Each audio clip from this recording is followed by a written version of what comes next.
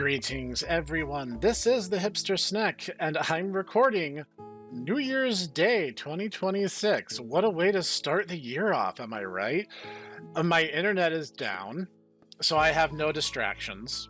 So, what did I find earlier in the day, doom scrolling the tutors? I find Abilongin for ya, a visual novel inspired by the likes of Snoot Game and I Wanny Hug That Gator by Caveman On. This is not done by the same people, but very much inspired by. And I kind of have to explain this. This all started with this kind of really terrible visual novel called Goodbye Volcano High.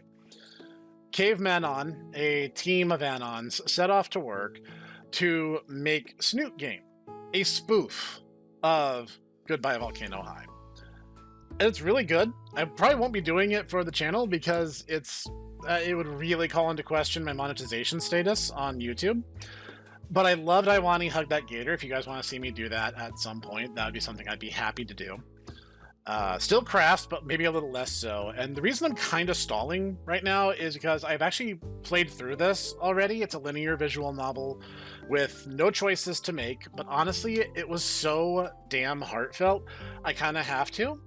And also, it pushes some particular buttons for me, which you might have guessed if you've been on the channel for a while. And honestly, in addition to just being super heartfelt, it also has a lot of bad words.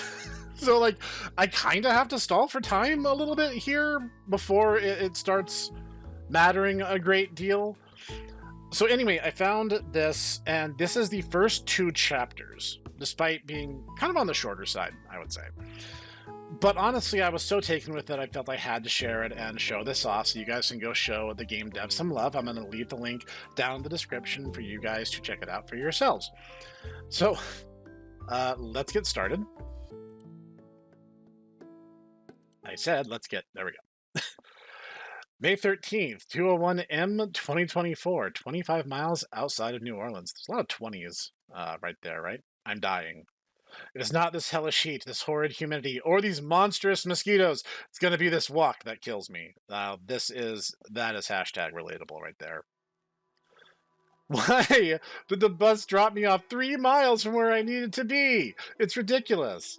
Now I'm trudging through air so humid it feels like walking through molasses. And for what? So I can apply to work at a shrimping business. Shrimp. Shrimp. Shrimp! It's not like it was my idea. It was my mother's. Oh, look, honey. There's a fishery that could use someone smart like you. You can use that fancy degree in fish science you got. Maybe you'll even meet a nice lady out in the seas, she said. Fish science is what she calls my undergraduate in marine biology. I don't know if you know, Mom Anon here knows, but like, yeah, if you're on a fishing boat, no, you're not gonna, you're statistically speaking, you're not gonna meet any nice ladies. I'm just saying. Yeah, it happens now and then. You'll have those situations where, yeah, there is a nice lady on a fishing vessel, but yeah, statistically, don't hold your breath for that. She just doesn't get it. She thinks a fishery just vaguely means research. Around these parts, it just means fishing, just fishing, and it's not even fishing. It's shrimping. Well, shrimp are still kind of cool. Not as cool as whales, though, which aren't fish. But if it swims in the ocean, it's fair game to throw under the marine biology umbrella. I chose to ignore the comment about meeting nice ladies at sea, which is probably the nice thing to do, given that it seems like your mom doesn't know any better. Anyway. I know deep down she just wants what's best for me. Honestly, I've been stagnating, graduated, and can't land a job in my field. That is hashtag relatable there. Never got lucky enough to get an internship despite the dozens of attempts and interviews. Need experience to get my foot in the door, need my foot in the door to get experience. Again, that is very relatable. I have experience in getting my foot in the door can be a nightmare, especially because I don't have feet. Classic conundrum for my generation. Even though the Protag's generation, let's see, if it was 2024, yeah, he would be removed from my generation by like at least 2 steps if a generation is 8 to 10 years. So I just had to listen to her for once. So I did my resume, donned my finest interview wear, polo and slacks, and got a bus ticket to this place. And so, I want to die. Made it a quarter of a mile before deciding that I feel, besides very sweaty, only regret. My masculinity and ego took me another mile before the humidity in my cramping calves eroded those into irrelevance. Your calves are cramping after walking a mile and a half? I mean, if you're like Oprah Winfrey power walking, maybe, but like if you're just like walking, normal walking, like maybe it's the humidity, but like under normal conditions, if it's not super awful out, a mile walk should not be wearing you out. Now I'm leaning against a tree on the side of the road, hoping a lightning bolt strikes me down and ends my suffering. Perhaps a particularly big mosquito will come along and suck me dry like a Capri Sun. Either way, death is the only way out. I turn my head as the sound of a loud engine approaches. Dear Lord God Israel, I'm saved! The bus is coming back. I can just go back home and tell Mom it was another bust. Mediocrity may suck, but at least I can be mediocre inside where there's AC. The roar increases in volume as the vehicle turns the corner and, to my dismay, it's not public transport. It's just a truck. The relief that was swelling in my heart hardens and turns to lead, becoming a brick in my gut. So much for getting out of this. Guess I'll just... wait. The truck's slowing down. Maybe it's not over. The large truck keeps its pace at first, but begins to slow down further. I assume due to the driver realizing my sweaty ass is standing on the side of the road. Slows to a crawl before finally stopping directly in front of me. I gaze up at the driver's side window as the window rolls down, the driver poking their head out. She turns her head and snout out the window, eyes of crimson and amber peering down at me. Red and yellow? Okay, red and yellow, I see it. Hey there, sir, what the hell are you doing way out here? If I'm guessing right, she's a Dorodon. Dorodon? That's my best guess. I'm not that familiar with my dinosaurs, I'll be perfectly honest. I might know my terrestrial dinosaurs, but I know marine dinosaurs. Well, she's technically not a dinosaur, more like an ancient cetacean. Hey, you good? Her skin is a mustard yellow, not that yellow crap they put on hot dogs, more like a pleasant shade of Dijon. That's so specific. Okay. I didn't know that Dorodons could even be that color, and man, that hair. Fiery red that demands my attention, complete with an attractive braid that runs down the back of her head and comes back into view as she hangs over her shoulder. Hey! That voice, too, definitely feminine with a soothing huskiness to it. Wait. Oh, I've been staring. I don't know if that's a typo or if we have a really thick inflection. Activate emergency spaghetti recuperation. In an instant, I raise my hands in a placative manner. Sorry, I'm so sorry. I've been walking this road for the last half an hour. I think the heat's getting to me. I thought you were a mirage or something. She squints her autumn-tinted eyes at me, looking me up and down for several seconds before raising an eyebrow. Walking? Why the hell are you walking on this road? And while dressed like that? You look like you'd try to sell me something. You're not going to try to sell me something, are you? Her question catches me off guard, making me burst out in a nervous laugh, a welcome feeling when my whole day so far has been steeped in anxiety and misery. And sweat. So much sweat. No, not a solicitor. I'm kind of trying to get to an interview at a place near here. Bus kind of dropped me off a bit further than I thought it would. Oh. This wouldn't happen to be Hartley Fisheries that you're talking about, would it? How did you guess that? She raises her eyebrow again with an almost incredulous smirk. Honey, it's the closest place to where we're at. I sure hope you ain't going further than that. Yeah, all right, that makes sense. Guess this heat really is getting to my head. Well, you're certainly right about where I'm headed. But I'm sorry to have bothered you, ma'am, but I got another mile and a half to slog through to drop off my resume. I begin to walk away, but the truck continues to idle forward along with me. I stop again and look up at her, about to say something before she cuts me off. Now, can't have my esteemed applicant using all his energy up on this lovely walk. Need him in tip-top shape for the interviewing process. Wait, does she work for the place I'm trying to get an interview at? My thoughts are interrupted by the sudden opening of her car door, the larger than I anticipated woman hopping down from the driver's seat onto the pavement with me. Women be shrimpin'. Oh yeah, just drink that in, hero. Holy crap, she's huge. I'm a bit above average in height as far as human guys go, yet she towers over me. So this is a thing you have to accept about what I have learned from this particular game dev are called snoot likes. So the this is such a weird thing to even have to explain, and it all goes back to this really terrible Tumblrite visual novel from God, like 10 years ago now. So Snoot Game was named so because the lead girl is this pterodactyl creature, Pteranodon. And so she had this really, really like pronounced nose because like snout, obviously.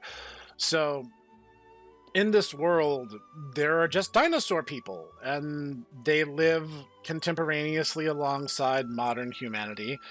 Uh, or anonymity, if you really want to get down to what these protagonists are always styled after. And there's always some dumb pun in their name. Like in Snoot Game, you have Anon-E Moose. And then in Iwani Hug That Gator, you have in Inko G Nito. So the names are all in that kind of vein. And so, yeah, there's a bit of personal bias in my selection. That yes, the art of the main heroine definitely stirred my interest in this general direction. Those who have been on Channel Snek for a while are kind of familiar. Those who probably jumped on with Mammon King, because holy crap, you guys jumped on after Mammon King. We jumped from the high 1900s to over 2,000 subs before 2026 sounded, and I cannot thank you guys enough for that. But yes, the lovely art of the heroine steered me this direction. So, she's huge. She towers above me. She's got to be at least 7 feet tall, maybe taller, and is wearing a simple outfit of jeans, boots, and a gray tank top that says "Women be shrimpin'," which makes me chuckle. She ain't just big height-wise, though. She's built like a brick shithouse. I think we're to the point where I can get away with saying that. Like, if you combine the body of a linebacker with the body of a trucker, she is most definitely plump, but under all the plushness, you can tell she has the kind of muscles earned through a lifetime of hands-on strenuous work, which is actually more true to life than you might expect. It's called a stout strong, and people who are actually, like, just strong or, like, power lifters tend to look like they're fat, when in actuality, well, they may be, but fat is much less dense than muscle is. So they are also this very large in general, but they also have the power to back it up. It's actually really interesting. The Mr. Universe build you see in the Marvel movies is actually quite inaccurate in many respects. Before my eyes can wander down her body further to respectfully observe the rest of her appearance, my common sense gets the best of me, my eyes tactfully returning back to her face. I hadn't noticed it when she was up in her truck, but her mouth is kinda messed up. I'm gonna pull my punches, I'm not sure it's been 10 minutes yet. The left side of her mouth seems to have been badly wounded at some point, leaving her lips scarred and her molar teeth partially exposed. Despite her physical appearance and that of someone I should be frightened of, especially being stuck out here. We're gonna lean into it. If YouTube demonetizes me, so be it. Especially being stuck out here in bumfuck Louisiana, with the warm smile spread across her snout, does wonders to assuage any of my anxiety. Yes, I'm sure you're looking at her smile and not, what is that, 2.5, 3 feet lower than that? I'm just saying, the hero of the story might have tastes incredibly similar to my own, is all I'm really saying. Also, okay, this is a weird thing, right? Like, when my grandfather, when Snek Granddad was but a lad, it was actually incredibly common that if you saw hitchhikers on the road, you would give them a ride. That was considered the polite thing to do. And as the decades wore on, we actually kind of had to break him out of that habit. Be like, no, you can't do that. That's super dangerous. You'll get mugged or murdered or I don't know, something worse. So for in the year of our Lord Raptor Jesus 2024, for her to be doing this, she has to be quite sure of herself. And given that she is pretty tall and seems like she could handle her own in a fight, it's still a bit of a calculated risk on her part for her to be extending this offer to us. Can't help but feel like the worst part of the day is over with when faced with the warmth of her presence and the friendliness of her smile. I decided to take the initiative, walking up to the Dorodon and extending my hand out for a handshake. Dorodon would be lowercase in this case, because that's not a proper noun. That's a species name, yes, but it would still be a common name, not a specific name. She beams at my pep, extending her own hand to meet mine. Before our hands make contact, I notice two things. The first being that she's missing half the thumb on her right hand, and the second being that she's definitely blushing a bit.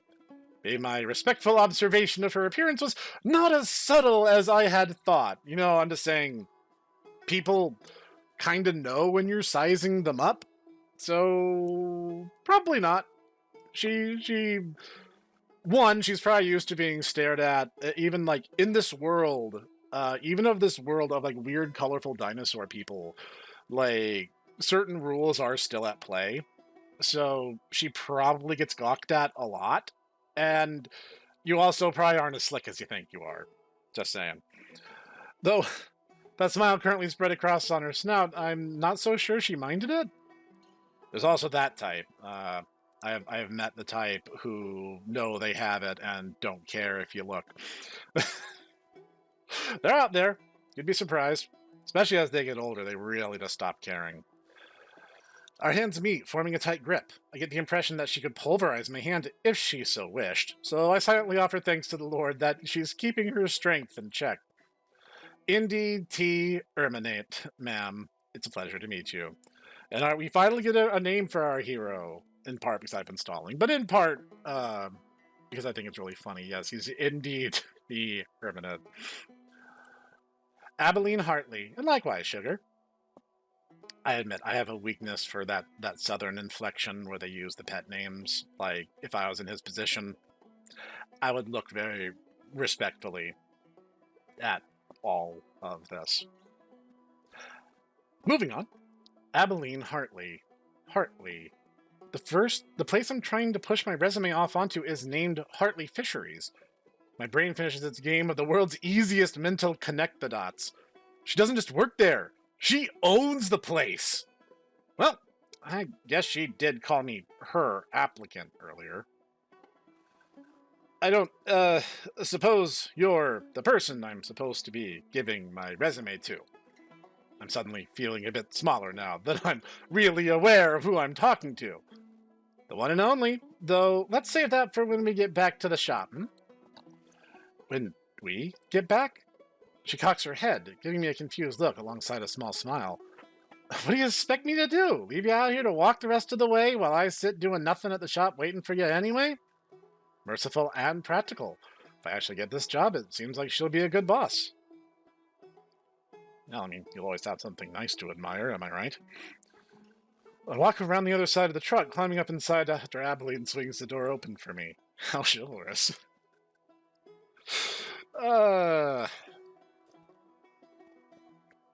I'm just going to abstain from comment.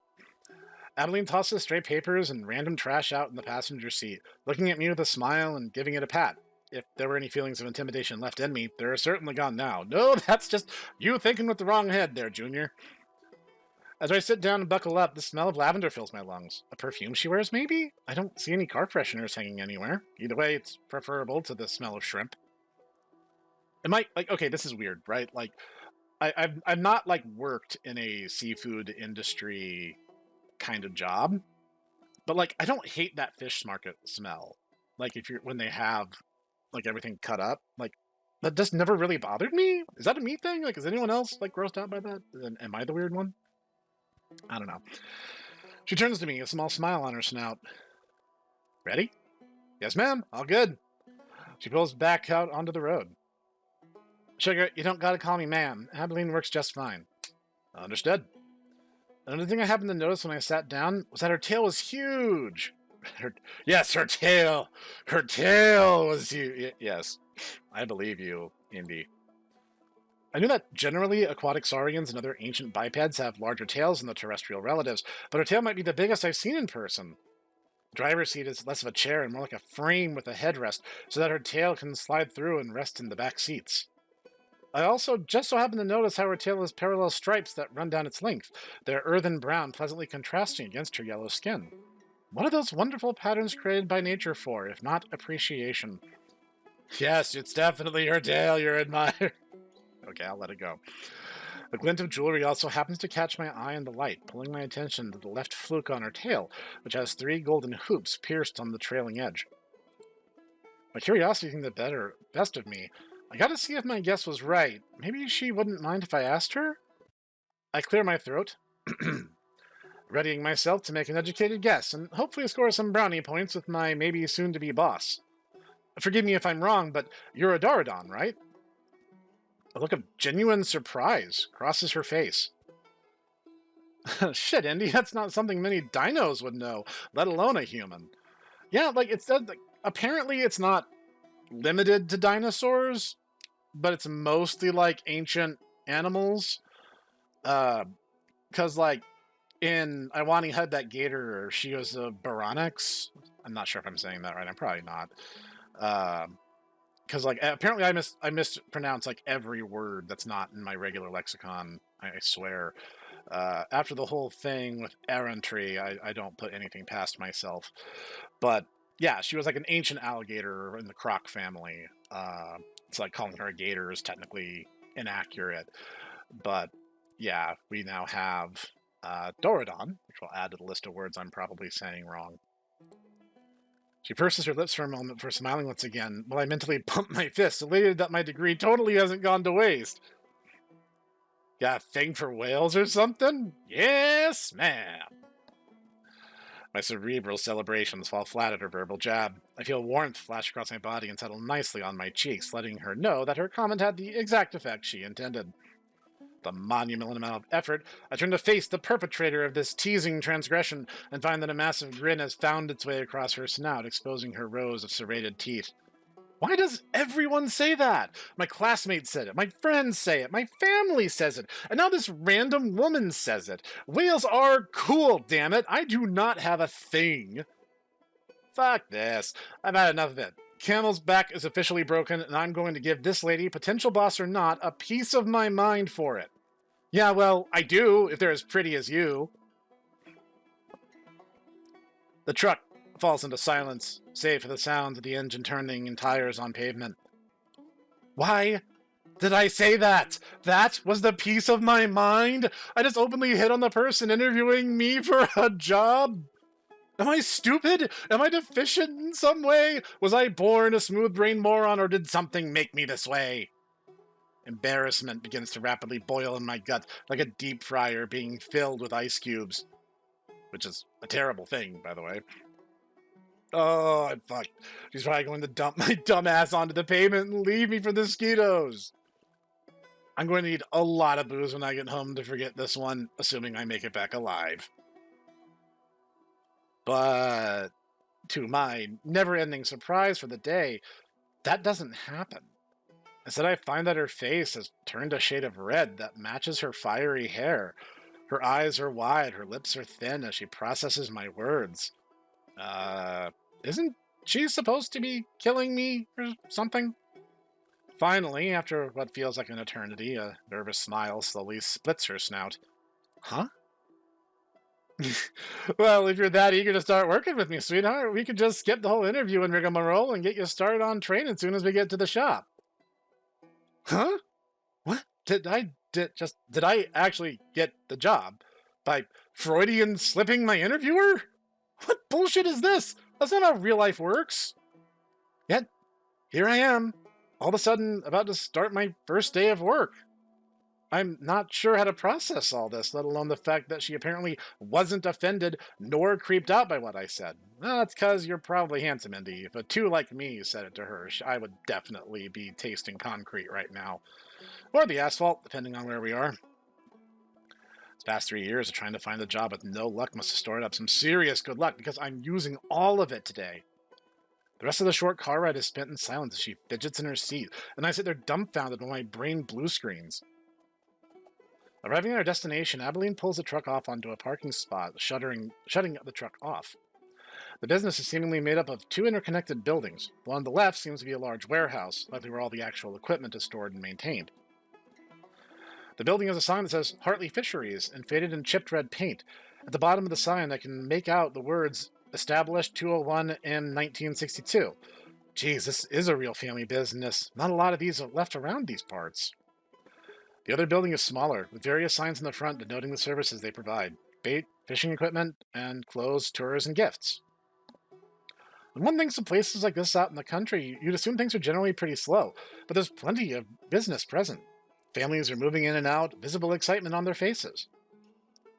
My concentration is broken. Again, I wonder why. As Abilene clears her throat, any look of embarrassment from that incident now missing from her face. Welcome to your new home, Indy. Her smugness is worn plain on her face. New home? Oh boy, I might have flirted off more than I could chew. Must be wearing my consternation on my face because she quickly follows her quip up. Don't worry, keep it real easy like today, sugar. How's about I show you around, let you meet everybody? Can answer any questions you got. I think all this is better taking in over a couple days so you can absorb it all proper like in your head. Once again, she quells my anxiety with that saccharine southern speak of hers. She begins to show me around, starting with the store. As we walk around, she expertly weaves between customers, merchandise, and shelves. Despite her size, she has a definite grace to her. As I trail behind her, I can't help but notice that she has 3 massive scars on her back that peek out of her tank top, seemingly running from bottom left of her back up to her right shoulder blade. It's not just those scars either. The left lateral fin on her tail is mostly missing, leaving a ragged line of scar tissue. While she was pointing things out around the store, I noticed that her left hand is worse off than her right. She's missing most of her pinky and ring finger, and a bit of her middle finger, too. How battle-damaged is this woman? Does she just physically fight anything and everything that gives her trouble? Part of me can't help but be fascinated by them. I've already pushed my luck hard today, though, so it's likely wise to just leave it alone for now. The two of us make small talk the entire way, her asking all sorts of mundane questions about my life while I attempt the same back to her.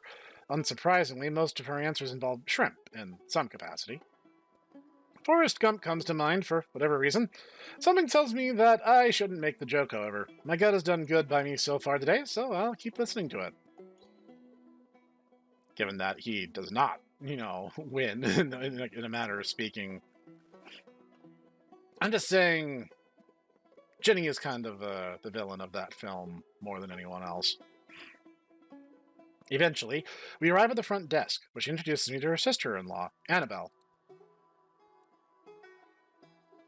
Abilene walks away to go to the bathroom, leaving with Annabelle for the moment. We quickly hit it off as she seems to be much more of a city person, like me.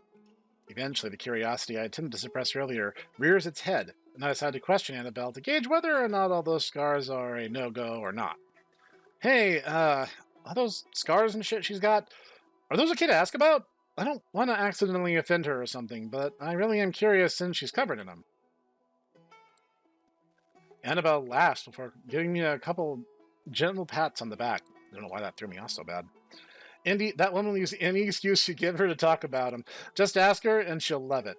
Hell, if you tell her you think they're cool, she'll try to tie you on the spot. I chuckle at that. She kinda, sorta, already did. Annabelle raises her eyes at that small smirk at the edge of her snout. Now, how'd you manage that? I'm taking that answer to my grave. There's no way I'm letting anyone know that I've somehow wooed my way into this job. Word would get around eventually, I suspect. A strong resume and a firm handshake? Her eyebrows raise in suspicion about as far above her eye as it can get, but eventually she relents to my answer, shaking her head and chuckling. Suddenly she exclaims, Wait a sec, if you do ask about all the scars, don't. Before she can finish her warning, the thudding of boots behind me alerts us to Abilene's return. Okay, let's get going. Now donning her work clothing, Abilene turns away to continue the tour. Annabelle and I share a look, with her giving you a concerned stare. We went from first-person narration to, like, third-person, so, like, I think we might have a little bit of a hiccup there in the dialogue, but, I mean, no big deal, but I'm just letting you know. Don't? What'd she mean by that? That was just me messing up. That wasn't the game. The both of us bid Annabelle farewell and exit the store through a side door, entering what I believe to be that big warehouse. Inside is a large boat suspended out of the water. The name of the vessel, Creighton, is in a pristine red paint along the side. Admittedly, I don't know a lot about fishing, shrimping, or boats, but I try my damnedest to ask questions as well as slip in some compliments about the well-maintained state of the vessel and its equipment. Abilene seems to beam at that, so I use this as my chance to slake my curiosity. Wait, what is that? Yes, the shrimp are unusual? I'm not sure what that's supposed to say. No, I don't know any. Yes, I can't. No, I can't pick you the big ones. Yes, I know you're a good customer. No, you can't pick them yourself. I suspect it's a long-running gag, but the pixelation on the backgrounds has made it mostly unreadable. But props if anyone out there can read it. Now, I tend to play these windowed for a number of technical reasons, but I bet in full screen I might be able to read that better. Mind if I ask you something a bit off topic real quick? She seems a bit surprised at first about my question, but the warm smile on her face tells me she's happy to answer.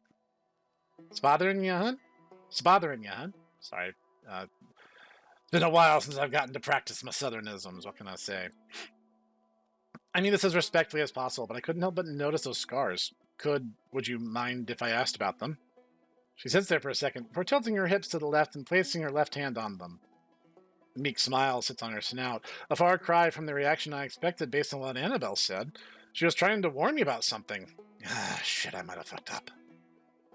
Listen, I appreciate trying to do what Annabelle says, but you don't gotta go trying to get on my good side. Huh? Do what Annabelle says? Get on her good side? That's not... I think there might be a misunderstanding here. Wait, what Annabelle said? I know she told you to ask about him. She tells all the new people to ask me, so I like him more. You don't gotta worry about that. I like you plenty. I squint my eyes, looking around as I process her words. I decide honesty is the best course of action here. No, that wasn't Annabelle's idea. Well, I did run it by her to make sure it'd be okay to ask, but I've been wondering the entire time. Those some serious badass scars. I bet there's a killer story behind them all. She sits there, those sunset irises scanning my face for any hints of dishonesty, her search coming up empty. After several moments, that butterfly-inducing smile returns, alongside a flushing of her cheeks and snout. You're a little lady killer, you know that, sweetheart? I open my mouth to respond, embarrassment from her comment rapidly building, but she cuts me off. First things first, let's get the tour done. We can save all the fun for the end of day. With that, our tour resumes. She wasn't in a bad mood before, but there's a definite pep in her step now, almost like she's trying to rush through the rest of the tour. Not only that, she has definitely been sneaking wayward glances my way when she thinks I can't see. Oh boy, what have I gotten myself into? After all is said and done, I now have a general idea of the layout of the whole compound and my job, as well as the new work outfit they gave me, since I was pretty sure I was going to die in those polo and slacks. They even gave me a baseball cap that says, "Women want me, shrimp fear me," which I put on after a lot of goading from everyone. I would wear that with pride if I was working there. I'm just saying.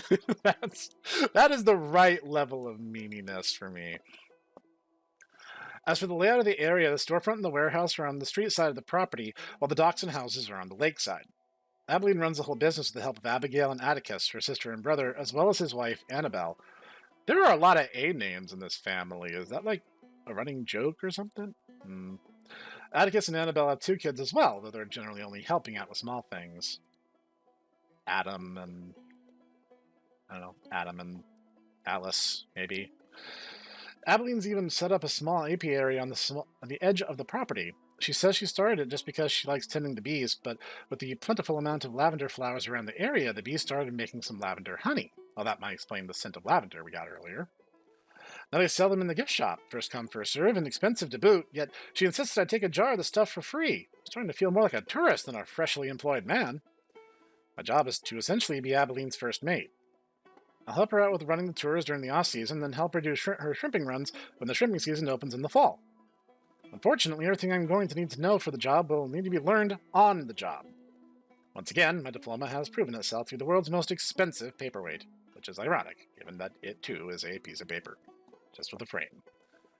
I'm just gonna make an aside, as Utaku is not here for once to do it for me. Uh, unless you're going into a relatively technical field, a lot of college degrees are a bit of a scam. My college actually literally lied to me about prerequisites in order to try to scam more money out of me, which was not a fun experience. And most people don't even go into careers reflective of their degree. Like, again, if you have a really technical degree, then yeah, you probably will. But if you don't, yeah, you're probably not. I'm just saying, college and modern academia is all a bit of a sham, and it's unfortunate that it's gotten that way. Abilene must have picked up on my dismay because she swore that a book-smart college boy would be great for answering questions during the tours. Her attempt to make me feel useful did at least make me feel a bit better. Though I also overheard her talking with Atticus, mentioning something about how having a skinny on staff is great for getting skinnies to take the tours. So overall, I'm feeling sort of excited. This is something that probably doesn't make sense if you've not played Snoot Game or I Want to Hug That Gator. Skinnies is a slang term for humans, because they don't have scales, as opposed to the dinos and, weird ancient proto-cetaceans and such. After the whole shebang finished up, Abilene refused to let me leave until I had a beer with her to celebrate my new employment. Not the biggest fan of beer, but after a day spent following her around the seat, I could use the refreshment. I'm definitely not a fan. Bitter tastes are particularly awful, so alcohol and I are not friends. The both of us sat down on the docks, cheap beer in hands. The sun is low in the sky, bathing the horizon in hues of pink and red, and the chorus of frogs and crickets provide a lovely backdrop of noise for our conversation. Following the crisp sound of a cold one being cracked open, Abilene questions me about the day. So how you feeling? Not too much for one day? Nope, I think I'm all good. And again, thanks for the clothes and the nice hat. I actually felt humid again after changing. She slightly chuckles at my response, then lets out a small sigh. Good. Now, don't worry being thrown into it all. We'll ease you in. You'll always be around me anyway, if you need help. Thanks, Abilene. I gotta be honest, Soul Operations seems like a well-oiled machine. It might not be the specific kind of thing I went to school for, but I'm still pretty excited to start. Well, I guess if today was my first day, then I'm excited to continue working. She turns to me, giving me a big smile and a nod. We stare at each other for a moment until her smile takes on a mischievous look. I owe you some stories, don't I? Hell yes you do, I want to hear it all. Laughing, she excitedly scoots herself over to next to me. Probably next to me would suffice. Okay, ask away. I consider your choices. I consider your choices?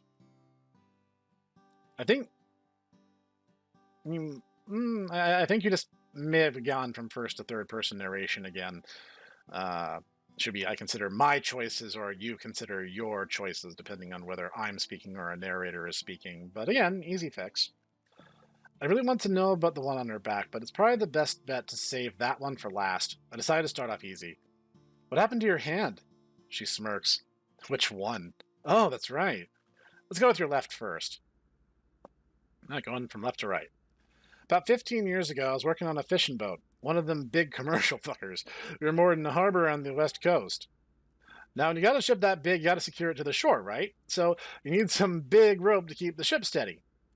We just so happened to have moored right when a huge storm was coming in. Shouldn't have done that, my captain was a dumbass. Fair. We dock, get everything tied up and ready, and decide to just huddle inside at the ship and wait things out. Except that ain't what happened. One of the dumbasses who tied up the boat half-assed it because he didn't want to sit out in the rain. So the rope falls off the bollard and the ship starts moving away from the shoreline. Not a problem unless you're in the middle of a fucking storm, getting slammed by the waves. So I'm voluntold to get my ass out there and retie a rope to the bollard. It's I can actually hear the character voice here. Under normal circumstances, I'd be complaining about the volume of profanity, but it actually kind of does paint a picture of who we're talking to, which I think is really interesting. I want to say it might have been Mark Twain who said it, where it's like the job of the author is to pick the right word for it, and sometimes the right word is damn. So like it makes sense. But I'm gonna say I was like the sheer volume of profanity is one of those things that does kind of make me hesitate from doing Snoot Game, despite the fact that Snoot Game is actually really, really good. So yes, I played the whole thing. Yes, I've gotten the best ending. Stop asking so many questions. The thing is, we usually tied 2 ropes at a time per bollard, so it was a race against time to get the second rope retied before the other rope snapped. I sat there in excitement, chin resting in my hands, fully entranced by her story. So I'm trying to retie this rope, but I'm having a hell of a time. The wind's shoving me around, the rain is blinding me, and my hands are so frozen I can barely tie the knots. The entire time, the waves have been pushing and pulling on the ship. Every time the ship was pulled away from the shore, the rope ran taut and let it snap like a gunshot. The kind of noise that made you jump every time. After 5 minutes of fumbling, I finally almost got the knots in place, but then I get this feeling in my gut. Just absolute dread. Voice in the back of my head screaming at me to run. My daddy taught me to listen to that voice, so I dropped the rope and jumped back. Same instant, that first rope snapped like a lightning bolt, letting out a noise like thunder with it. The rope barely grazed me, just barely touched my tail, hand, and face. Ooh. Didn't matter, though, because it ripped my fin and fingers off all the same. Punches hole in my lips, too, she says, gesturing to the 3 scarred areas on her body. Holy shit, that's a little more than a boating accident. That could have cut you in half. She laughs and lays her tail across her lap, gently rubbing her damaged fin. That rope would have cut me in half. Gotta thank my gut for that, though. That's why I always give it what it wants. She laughs again, giving her belly a couple hearty slaps. What happened after? Ran my ass across the harbor, found a phone and called 911, and quit. Fuck that captain and his ship. I ain't gonna get split in half just because he thought sinkering in the middle of a fucking 100-year storm was a good idea. Shit, Abilene, I'm sorry that happened. No offense. That's kinda awesome. Toothy grin spreads across her snout once again, her cheeks flushing. Shit, you're already shaping up to my favorite first mate. Oh, I'd first mate with you, all right. Should I cut that out? Was that too much? Was that too much, guys? Am I going too far? Is anyone still watching at this point? Analytics say no, but whatever. I felt myself blush at her comment, stammering for a response from Elf. I remember that she's got a whole other hand. What about your right hand?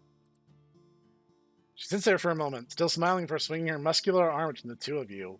Again, we're switching narration tenses, forming a thumbs-up gesture with her hand. Crushed this bitch between 2 boats at the 4th of July party last year, she exclaims, for bursting into laughter. I can't help but join her in her ruckus, caught completely off guard by the tonal difference between the 2 stories. After the laughter dies down, I decide to finally ask the million-dollar question. I guess that leaves your back, far as I can tell. What's that story? Suddenly, the mood shifts, her smile faltering. I got into a bar fight when I was young and got thrown through a window by a Baronix. That's it? That's the whole story. She wove a whole tale out of her missing fingers and fin, but those massive back scars get a single statement. Not to mention the fact that there's no way she got 3 huge parallel scars like that from glass. She looks like she was struck by claws or a blade. They're far too clean for glass cuts. And why the sudden mood change? Why does she seem ashamed now? Abilene, you... I began to speak before cutting myself off. Got a small typo here. What am I doing? I wasn't there. I didn't see what went down. Maybe she really just hit the glass that way. Being ashamed to have been in a fight is a totally normal feeling to have. You just met her. We obviously get along well, but it's none of my business either way. Deciding to let sleeping stegos lie, I decided to try to lighten the mood just a bit. A soft smile forming on my face, I questioned her. So, did you beat the gator's ass or what? Her eyes widen for just a sec, a look of disbelief in them before they soften and she returns my smile. Of course I did. Put him through a table, then a window. The smile breaks out into that grin I'm already growing fond of, and the both of us chuckle together. We spend the next hour polishing out the 6-pack she brought out, enjoying a small, pleasant buzz while we make small talk. Eventually the sun crests the horizon, signaling that it's time for me to return home. I get up, gathering my things, mentally preparing for the walk back to the bus stop. Hey now, don't think you're walking back with all that shit. Let me drive you to the bus stop. Abilene, you don't need... No, hun, shush. She coos, placing a calloused finger against my lips. Oh my. I need you. Look, rested and ready for tomorrow, because I'm taking your ass out on the boat. The gauntlet begins. Ah. Oh. All right, I have a job now. No more being a bum living at my mum's. I feel my throat tighten a tad, that familiar brick of anxiety forming in my gut. That same calloused hand that sarcastically silenced me finds its way to my shoulder, gently squeezing it. We'll take it slow. I know you ain't done this stuff before. It's okay to be worried. I'll be helping you the entire time. She bears a smile so motherly it'd make my own mother seethe. I assume the fluttering I feel in my heart right now is just some side effect of the anxiety. Yeah, let's go with that. Anxiety. The anxiety doesn't disappear, but it doesn't get the chance to spiral out of control, simply quelled by Abilene's comforting words. I smile back at her, doing my best to hide the fear. I'll do my best. I'm happy to be here. The smile she gives me when hearing those words is so bright it could wake up the Gulf of Mexico. Wow. There are some bad puns in this metaverse, but that might be the worst one. We walk around the property, bidding farewell to my new coworkers. After a short ride in her truck, I arrive at the bus stop, departing her truck. With a simple goodbye and a wave, we go our separate ways. We go your separate ways. I think that's just a typo there. Again, these are small indie developers working on these sort of things, so most of them don't have massive teams. Returning home after a day that was far longer than I intended, but far more fulfilling, I'm accosted by my mother as soon as I enter through the front door, with a tight hug and a kiss on the forehead. How'd it go? She holds an optimistic smile on her face, though I can tell there's a subtle nervousness to it. Same routine I've gone through time and time again. So many interviews taken with a cautious hope, just to have my ambition and hope dashed across a digital rock by an uncaring email 2 weeks later. Ugh, hashtag relatable. So many applications, so many nights forcing myself not to cry as my mind scours every answer, every word I gave my interviewer just to come up with no concrete answer as to why I didn't get the job. Months of misery. And it's finally over. As I separate from the embrace, I can't help but to smile. As I do, my mother's smile widens, that tinge of nervousness fading. With pride in your heart, I can finally give her the answer. Again, we're having some narration tense issues, and it's throwing me off a little bit. I can finally give her the answer I've deserved to give, the one she's deserved to hear. I think you need a semicolon or a comma there, at least. I did it, Mom. 8 months later. It's quite a time jump. February 2nd, 2:01 in 2025. I feel amazing. And sweaty. I wipe my forearms across my forehead, placing the last shrimp trap I was tasked with putting away onto the stack of other traps. God, that took all fucking day. The shrimping season just finished up, and I, in all my first mate glory, was given the honor of cleaning the shrimp traps and putting them back into storage. Didn't leave everything for me to do, but they definitely left me most of it. Regardless of how physically exhausted I am, I feel good. Learning to do everything the job required was rough. I knew that there would be a physical component to learn, but I didn't expect how much mental effort the job would take. There's so many things to memorize. Knots, how to drive the boat, how to get the smell of shrimp off of me, how to make Abilene laugh. Well, don't know about that last thing. Oh wait, no, wanting to make my boss laugh is a totally normal thing. If they're laughing, they're in a good mood, and if they're in a good mood, my life is easier. Yeah, that makes sense, yes. Gee, that's some good rationalizing there, Indy. Who the hell am I kidding? I've got it bad for Abilene. You just came to that conclusion, my man. Okay. Bald head over pasty heels. There's no way I'm ever going to pursue those feelings. She's my boss, and I'd be content to keep things how they are, but they've changed for some reason. Abilene had a definite flirtiness to her, a trait especially evidenced by the fact that my accidental pickup line landed me this job off rip. Not sure I've heard that phrase before. But now she's become distant. Cold? I'm not sure how to describe it, but the flirtiness and chumminess she had with me for the first 6 months of my employment has slowly faded away. Her quality as a boss and teacher certainly hasn't waned in the slightest, but I miss the slaps on the backs, the compliments, her calling me sweetie and sugar. I especially miss those last two. Regardless, I'm here to do a job, one that I've become damn fine at. I I don't take care of super serious stuff on my own, but I'm by Abilene's side every hour on the job. Every tour and every shrimping trip taken, we take together. I'm proud of the progress I've made. That's the spirit. You gotta celebrate the small wins, man. Let me tell you. It's an easy trap to fall into. You know, not taking the time to really reflect on the fact that you've made progress. You know, people are way too hard on themselves, especially if you're a Tomodachi bro, let me tell you. The last of the equipment put away, this task of mine is done for the week, and I'm set to go home for the day.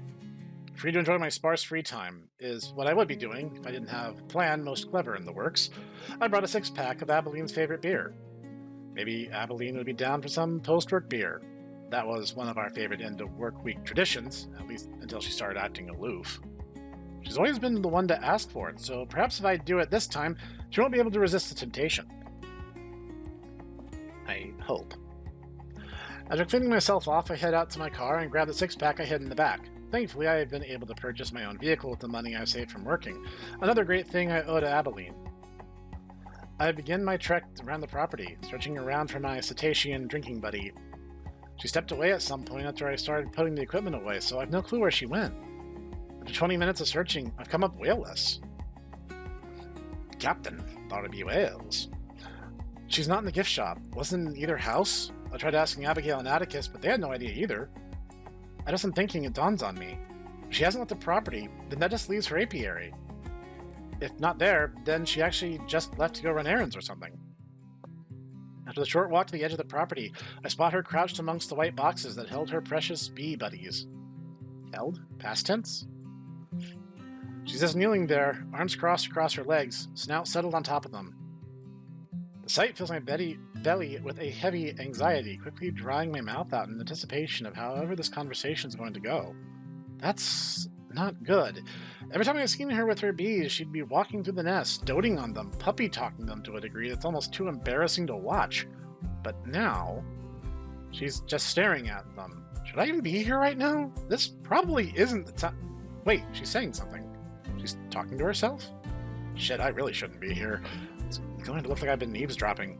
I really don't want to hear whatever she's thinking out loud, but as much as I don't want it, I can't help but partially hear the things she's mumbling aloud. Just fucking tell him already. There's no way you can't do this. God, why did I have... What the hell is she saying? Who is she talking about? No, this isn't my business. Just get the hell out of... Shit. She's looking back at me. Thought she'd notice me. She's looking back at me, eyes wide, color drained from her saffron face. She stands up, turns to face me, that bewildered expression souring into a scowl. Okay, let's think about this logically. To her, it looks like I was eavesdropping during a moment of solace, which is kind of what I was doing. But not intentionally. Why am I thinking this to myself instead of just fixing this? A mental eternity passes, 100 responses fly through my head, all of them sounding like they'd make everything worse. But after what was actually just a second or two, one answer arises out of the sea of cringe responses. Abilene is a simple woman, so I'll just give her a simple answer. I swing the 6-pack of beer in front of me and put on the most sincere smile I can manage. Drinks? Her scowl melts away, the bewildered look returning. Soon, that too fades, and a small smile creeps across her snout. She sits there and lets out a sigh. Abilene closes her eyes, lips subtly moving as she fights some sort of mental battle with herself. Eventually, she gives a small nod, mouthing "okay" to herself. Hey, not here, Shug. Let's go, let's take this out on the boat, The Creighton. Why would we... With the fishing boat at the dock, Sugar. I mentally facepalm. Oh yeah, no shit. But hey, she called me Sugar? That's a good sign. Yeah, I'm weak for that too. I'm just saying. The short walk ends at the dock, with the two of us looking down at the boat, ready to get inside, when I hear the sound of the back door of the house opening. I can make out a familiar lilac figure running out onto the porch. Annabelle makes it to the railing and throws out a thumbs up. You got this! God damn. Guess Abigail or Atticus told her about my search for Abilene.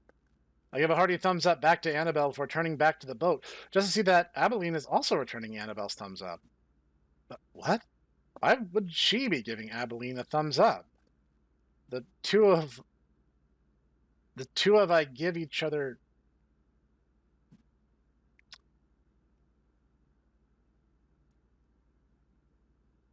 I'm not really sure what you're trying to say here. I think you might have flubbed this sentence by running two ideas together, or maybe you were like editing it and changed the stream midway.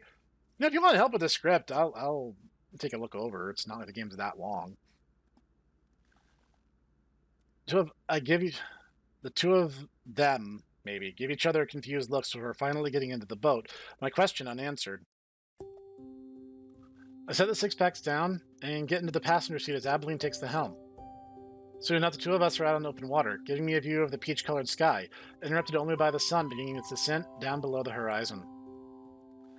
With the boat's engine turned off, the only sound that accompanies the two of us is the gentle lapping of the water on the hull of the boat. After we moved to the bench at the stern of the small boat, the silence is interrupted by a wonderfully crisp snap of room-temperature beer being cracked open. Didn't we have bottles? Why are they cans now? Now, whatever. Seems Abilene decided to make the first move. No reason not to follow suit now. I crack open a can, downing half of it in one drink, praying that the buzz hits me fast. Some liquid courage would be fantastic to enable me to get my thoughts and feelings out. Not so sure I can do this sober. That's kind of a sign of alcoholism, but I mean, whatever. We're in the South. It's, it is what it is. The two of us lay our cans, then kill another one, all while sitting in the most awkward silence I've ever had the misfortune of being stuck in. Why the hell isn't she saying anything? I know I'm not, obviously, but normally she'd be talking my ear off or trying to show me how to tie a new knot. Maybe she doesn't want to talk. Just chill? But how distant she's become, I'm not really sure what to think. It's like trying to guess the feelings of a brick wall. Like a brick house. A thought occurs to me, like a sick seed planted suddenly growing to reach its potential. She's not gonna fire me, is she? I mean, if she's taking you out in the middle of the rowboat, I would think she was gonna kill you and then, like, drop the body, but, I mean, maybe this is her way of firing people? I don't know. She totally just tell me of the bad news to my face, right? Not take me on a boat where I can't escape and lay me off. There's no way. There has to be no way. General anxiety I've had in my gut all day fires up into my throat like a bottle rocket, paralyzing my ability to speak. Fuck. Barely feel like I can talk right now, but I have to ask. I have to know now. Maybe I just got too cocky and failed to see how I was falling short. How would I know if I was? How would I know if I was? If I've never done this stuff before? God, okay, I can do this. Abilene? She was obviously in her own world. She jumps a small bit at hearing her own name. Yes? Okay, here goes. Just rip the band-aid off. Who cares if I lose the first job I've ever genuinely enjoyed? Who cares if I can't spend any more time with Abilene and her family? Who cares if I failed my mother again? Are you firing me? My voice is far hoarser than normal, breaking from the surge of negative thoughts boiling in my head. Feels like all the shit I bottled up these 3 miserable years of job searching is coming back with a renewed vigor. Damn it. I'm gonna spiral in myself into a bad place, and she hasn't even answered me. She squints at me, eyes scanning my face. It feels like ages pass before she answers me, a minute smirk at the edges of her mouth. Andy, why the fuck would I fire ya? Oh, fuck. I had a breath. I hadn't noticed I was holding and leaned forward with my head in my hands. Thank God. I was in a death spiral there. I should probably try therapy. That was kind of scary. After letting the negative emotions wash out of me, I leaned back and looked back at Abilene, who has a look of genuine worry mixed with a smile. Alright, this is really embarrassing, actually. Maybe I'll just swim back. Drowning might be a pleasant distraction from that. Like this job that much, huh? She catches me off guard. Of course I do. It's not just that. Maybe I won't ever confess to her. My boss, a woman 10 years older than me, another meteorite will hit Earth before that happens. But maybe if I present it the right way, I can stick around a bit longer? I like working with you that much, Abilene. Her breath hitches for a second, before she looks away. She interlocks her fingers together and places them over her eyes, contemplating her next words. I'm not sure if that's a good sign or not. I'm just a fucking coward. What? Coward? What is she talking about? Abilene, what are you talking about? She takes a shaky breath before continuing, still refusing to look at me. Everybody here always talks about me like I'm some sort of hero or something, but I ain't. The only thing I am's a coward. That does nothing to assuage my confusion or growing curiosity. How are you, of all people, a coward? I haven't seen you shy away from anything, ever. That shit don't matter. But when shit does matter, when life throws one of those real tests of character at you, I bolt. Bolt? Run away? Abilene, I don't. You gotta be straight with me here. I can't understand you if you just be vague. She visibly grimaces at my bluntness, but quickly nods and lets out a sigh. She sucks in a breath, preparing her answer. I fibbed to you back when we first met. I mean, your first day here, about my scars. My eyes shift around aimlessly as I struggle to remember. Scars. Her hands, her face, and back. I mean, some embellishment in stories is pretty normal. Everybody does that, Abilene. No, that ain't it. It's my back. I think back to that first day. Her hands, tail, and face were from a rope tied to a bollard snapping, and her thumb got crushed at a party or something, and her back... She got in a fight, if I'm recalling correctly. Got thrown to a table or mirror or window, something sharp. I guess I can't say I can judge you at all for lying about it. It's your body and your story. Sometimes it's just for you to know. Sugar, I don't care a lick that I lied about my back. It's the actual story behind it that matters. All right, strike two. Maybe I should just shut up and let her talk. She takes my silence as her signal to continue. Okay, just let me get through this. Don't think I can muster up the courage if I stop. I simply nod in response. Long as I remember, it was just me, my brother and sister, and my daddy. Just us four in the business, and in the family for decades. My siblings didn't ever care much for it, at least when they were young'uns, so really just me and daddy were doing everything. We did it all, shrimping, maintenance, tours, whatever. Together. Ever since I was a kid, then he died. Found him passed away on the deck of the Creighton. Doctor said his heart couldn't take the strain from moving shit around no more. At some point, my hand had found its way to her back, my fingers gently running across the developed muscles and scar tissue on her back, giving whatever silent reassurance I could manage. It happened when I was in my early 20s. By that point, Abigail and Atticus had moved out, leaving me to take over. Except I wasn't ready. I couldn't do it without him, and everyone wanted me to do it. I couldn't do it, so I just up and left. Didn't tell nobody what I was doing, where I was going. Eventually, I ended up working on them big commercial boats. Worked like that for a couple of years, same ones that lost my fingers on. She looks at me, I scanning my face to see how I'm taking her story. The last thing she'd want right now is pity, so I give her my best reassuring smile. So, how'd you end up back here? She looks away, eyes aimlessly pointed towards the horizon, looking at but not taking in the sunset. There's not a lot to do on the ships besides your job. It's either work or sleep. Sea is beautiful, but staying on it 24/7, it loses its appeal real quick like. So when you can't sleep and you're not working, you're just left to your own thoughts. Couldn't handle that, so I started drinking.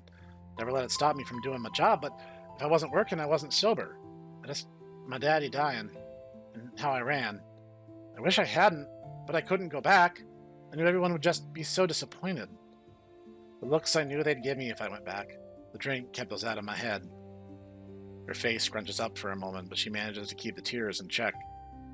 Everybody always knew I'd take it all over, but I thought I'd get more time with him before all the weight was put on my shoulders. I'm now fully at her side, bodies touching, my arm still giving her a comforting touch. She shakes her head, recycling herself up. The last fishing boat I ever worked on, I had made good friends with the crew, the captain more than anyone. Therizinosaurus, you know him? I rack my brain for a second, sorting through the small selection of dinosaurs I do know. They're the ones with the big claws for fingers, right?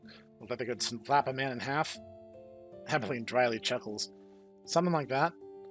A lot of crews are full of people just there to do a job. Don't care to talk or hang out. Not their fault, but it makes things boring. But these people, friends, right off the bat. Despite that, I couldn't give up the drink. One day, we're back at port in New Orleans, so I was really on edge, out at a bar, and they're all drinking. But me, I'm drunk. Almost blackout. Wish I had been, so I didn't remember what happened. This Thero, the only person I ever told about what I did up to that point. As ashamed as I am about it, I needed to tell someone. Dread starts to build up inside me. The dots are connecting in my head. I had those feelings those scars were too clean to have been from a window.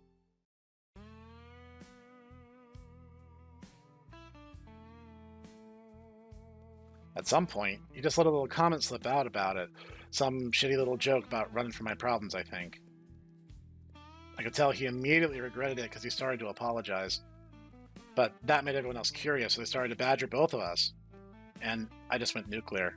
It was a simple slip of his tongue, and I was in his face yelling and screaming about trust and shit.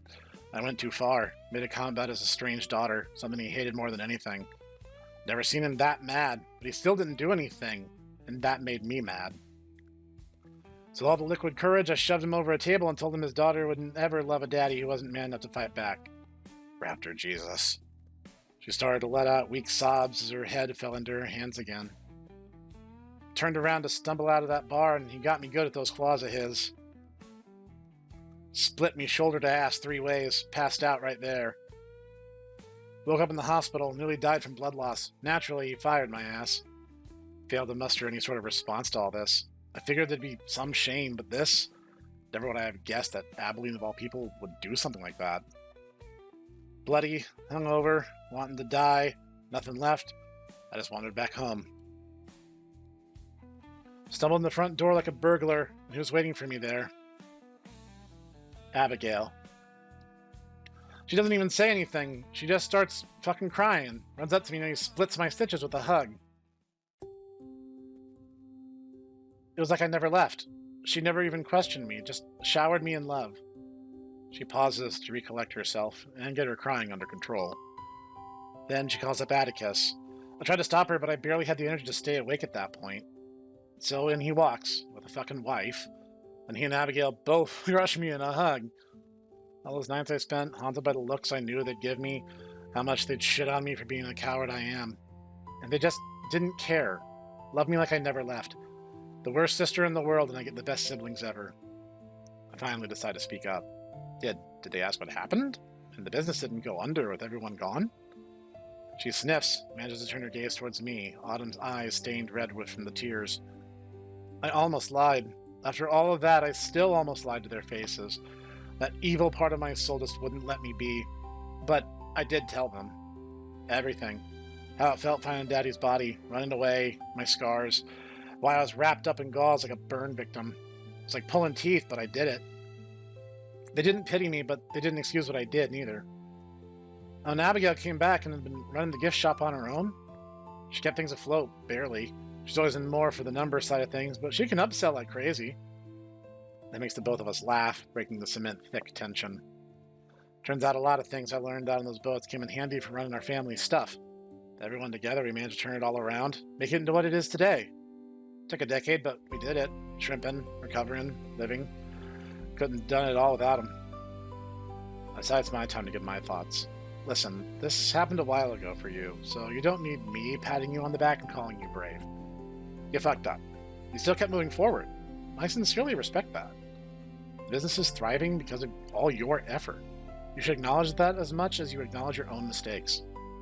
If you're stuck focusing on your past mistakes, you're not going to appreciate your current successes, and that's a disservice to the people who helped you achieve them. But you don't need me lecturing you. I guess ultimately, all I've known is the Abilene who made it through all that. It wouldn't feel right to say it was worth it all, but I wouldn't trade you for anyone else. She quietly nods in response to my words. She's probably heard those words before, but I need her to know that I don't judge her for what she's done. Besides that, there's still a question my curiosity is itching in my head. Abilene, why are you telling me all this? Don't get me wrong, I'm happy you trust me enough to do it, but why? I'm just your employee. It hurts to say that. I know that's all I'll ever be, yet my heart burns with the chance to become something more than that. She spilled her heart to me, so maybe I can tell her my feelings all the same? You've been colder recently. We used to hang out and talk. Now it's just work, work, work. No more fun. I miss my friend. I miss you. She sits there, taking in my words. At first she's still, then she begins to shift around in her seat. Soon enough, she begins to rub her hands up and down her face in exasperation. Christ, I can't help but jump back at that, startled by her sudden outburst. That is why. 'Cause I'm a fucking coward, Indy. What? What is she? I'm running again. Shit gets hard and all I can turn tail and run like a bitch. Abilene, you're being vague again. What are you talking about? Indy, how I been? That's how I treat all the employees. So she really does see me as just an underling then. But then why was she so much warmer to me initially? You were so friendly in the beginning. Did I do something? I swear it's because I still can't tie rolling hitches. No, you shithead. She lets out a frustrated growl. Listen, sweetheart, I ain't the most skilled at things involved in romance. I'm a 36-year-old woman who spent her entire life around asshole sailors and men who smell like sailors' assholes. That is quite the turn of phrase. We are definitely on the south. Love ain't the first thing on my mind, not on a ship, that's for sure. But in here walks this sweet young guy who hits on me right off the bat. None of her to remind me. Still spend the occasional shower, thinking of my first day, slamming my head against the acrylic walls of my cleaning confinement out of embarrassment. As dense as I am, as any guy can be, I feel like I'm starting to catch what she's dripping. So we're friends right off the bat, can talk and joke for hours, feels like we've been friends for life. Except then I start to think about it. I'm just some fat old lady who's got a decade on him, and he's a human to boot. I know you ain't what your skinny's like. She gestured to her whole body. She is dead wrong about what humans like, that's for sure. And above all that, I'm his boss. It ain't right. Lady like me don't deserve that kind of thing. She whispers with a sniffle. I can see what she's getting at. Anyone could. And because of it, my heart's going to hammer like artillery in my chest. There's no way this is happening. So I started to run again, try to kill what we had going on. Didn't hang out, no more flirting, never having love sucks, but getting something close to it and then quitting it cold turkey. Hardest thing I've done since I came back here. I just didn't want to get hurt again. I ain't sure I could take it again, not from you. Love. She said love. L-O-V-E. Good God, I might pass out. A marathon wouldn't have my heart hammering like this. Of course, everyone else has noticed. These kind of things are always obvious to everyone else. So, Annabelle sits me down last week. All she says to me, honey, you're running again. Stop running from him. Abilene sits back down with me, her snout facing down and towards me. I can see how scared she is, her pupils pinpricks. Terrified. I ain't fucking running. The unsaid part of a first mate's job is to make life easier for the captain, do the menial stuff, keep things organized. The stuff that can go unnoticed, though, Abilene always noticed. Always said thank you and gave me a smile warm enough to sublimate a glacier. She's been struggling to do this. This is nearly a year of pent-up feelings, and she obviously thinks she'll be rejected. She's been working so hard. How about I make it easier for her? It's time to do my job. Indy, She's cut off as my hands slide down the length of her snout, settling on her cheeks. She's utterly stunned, the fine dusting of blush she had in her face exploding into a band of crimson. I gently pull her down to my level and give her my answer. Our lips meet for the first time of many. Her eyes flutter shut as she leans in the embrace, her calloused hands and muscular arms wrapping around me. We gently cradle each other, the beauty of the sunset and the quiet waters dwarfed by the unfettering of my feelings. With lips gently sliding against hers, I take in the smells, salt, sweat, and lavender. Everything feels right. We break my embrace as much as neither of us want to do that. Got a feeling things might have escalated, and that's a bit too fast for a relationship that just started in the last 2 minutes. Things become awkward for a moment as the realization of everything that just occurred begins to hit. Oh boy. My boss is my girlfriend now, I guess. Good thing there's no HR here. She is HR, so, if she says it's fine, then it's fine, right? Abilene breaks the tension with a giggle. You're a pretty good kisser. Thank you, I am very well practiced. Do pillows really count as practice? I guess that's that then. Damn. Come on, honey, let's get back home. She just roasted you, dude. You're just gonna take that? Gotta tease her back a little bit. Home. It had really begun to feel like that until she started to distance herself, but now that feeling's returned, 100-fold stronger. Wordlessly, she starts the boat back up and the return home starts. She turns to me, her hand snaking its way into mine, her fingers interlocking with mine in a warm grip. The rest of the boat ride home is spent with the two of us attempting to make small talk, but we both catch the wayward glances we steal at each other, interrupting our conversations with giggles and burning cheeks. Upon our return to the dock, we break away from each other, my hand feeling much lonelier without hers to accompany it. With the boat moored, my trek back up the dock begins. We make our way, I make out everyone standing at the porch. They're all gathered alongside the railing closest to the dock, excitedly leaning forwards on it. What the hell are they doing? As I contemplate their enigmatic buffoonery, a movement out of the peripheral of my vision reveals that Abilene has raised her right hand high into the air with a thumbs up. Her snout as well has exploded into the widest smile I've ever seen grace her face. What the hell's going on? My thoughts are interrupted again as a porch full of dinosaurs erupt into cheers. They jump and celebrate together, the porch somehow maintaining its integrity under the stress of all that whale-weighted welcoming. I sit there, mouth agape, as my brain attempts to give itself an understanding of this confusing situation. A thumbs up. Annabelle gave us a thumbs up before we left, and I didn't get why she'd give it to Abilene. Unless she knew what Abilene wanted to do, and that thumbs up wasn't for me.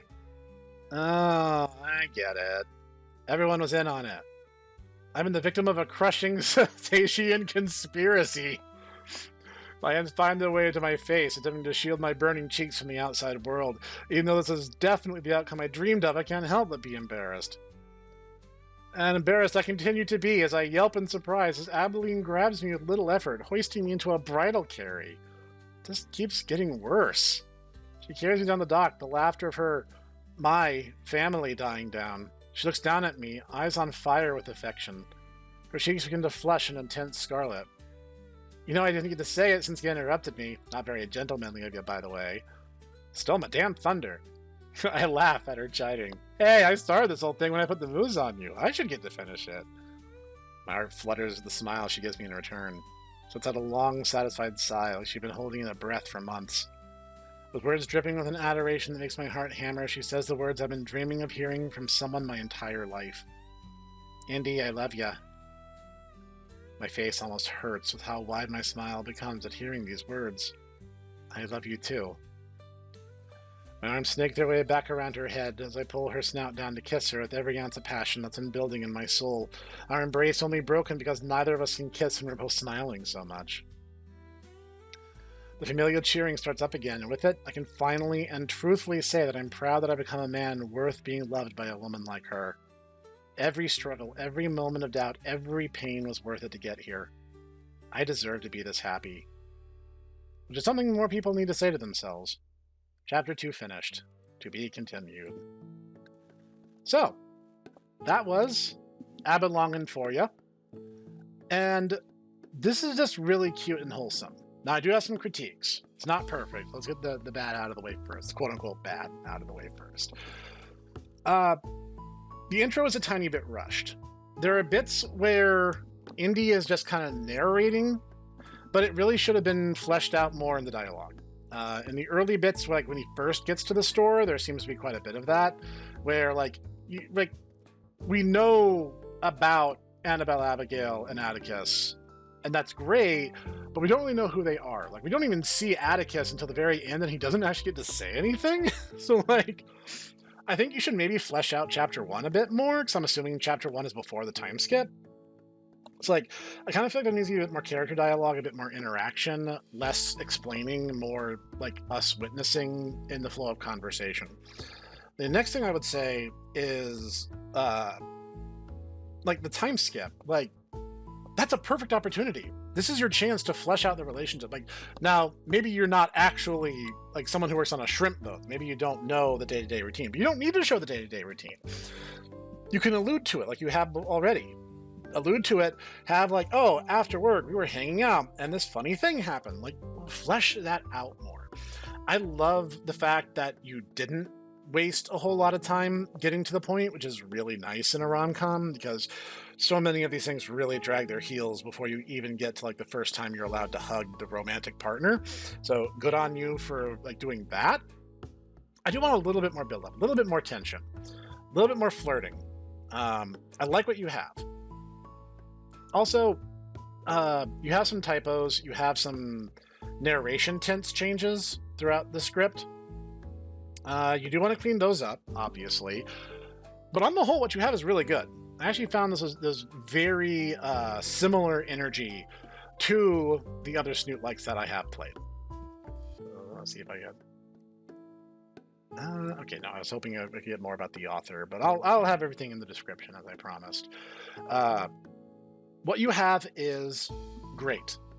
I I'm already kind of in love with Abilene. Uh, she has a lot of personality, and you've already set up some really cool stuff for future encounters. Like you could easily have like the captain, the Therazion Saurus or whatever it was. I'm sorry. He could show up in the story again.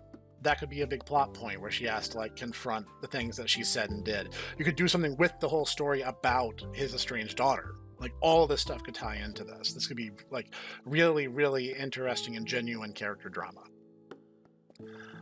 I want to see the thing I really want to see, and this is a little bit speaking from personal experience. I've dated older women, even when I was relatively young.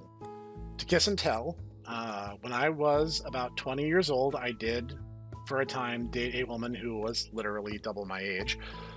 Work out the math for yourself, Zoomers. People say things, you will get judgments, and now that we know that Indy like still lives with his mom, I think there's some really good drama that you could farm out of that. Having the mother's reaction to one dating his boss, because like he would have mentioned his boss at some point over all those months. That could be part of the buildup. Have Indy talk to his mom about Abilene and all his new friends, and build up that tension to that moment, and have his mom be like, you're dating. Like, what if his mom had a prejudice? What if she didn't like the fact that Abilene was a cetacean? What if she didn't like that she was a non-human? What if she didn't like the fact that she was older? What if she didn't like the fact that she was his boss? Or maybe she viewed it as her manipulating her position. Or maybe she just didn't like the fact that she's fat. I don't know. Like, any of these things could all be really good, interesting character drama for these characters to endure. Because I really like these characters. You have a great sense of comedy. You have that very punchy sense of humor and very good character writing that you already have built into the framework. What I'm just suggesting is that you just take what you have and just continue to refine it. Keep forging the metal. I loved this. I had so much fun with this. I literally played through it not really knowing what to expect, and basically as soon as I finished, I was like, I have to record this. I have to continue not beating any of the allegations and continue going down this road that I have paved for myself, where everyone will accuse me of impropriety. But that's okay. I do it for you guys. I do this because I love you guys, and seriously, thank you. What a way to start 2026 out. Am I right? I don't know if this will be the first video that goes live. It probably has to be now that I've put myself in this corner. But this is so good. Let me know what you thought down in the comments. Do you guys want to see me continue this and go through the subsequent chapters as they release? Do you guys want to see me do the other games? Like there's a whole bunch in the fan community, as I've recently learned, and there's also Snoot Game and I Want to Hug That Gator. One of those will be easier to do than the other, let's just be honest. If you know, you know. Anyway, enough rambling. This has been the Hipster Snek. Thank you for joining me for Abilongin for ya. The link in the description, as always. I will see you guys next time.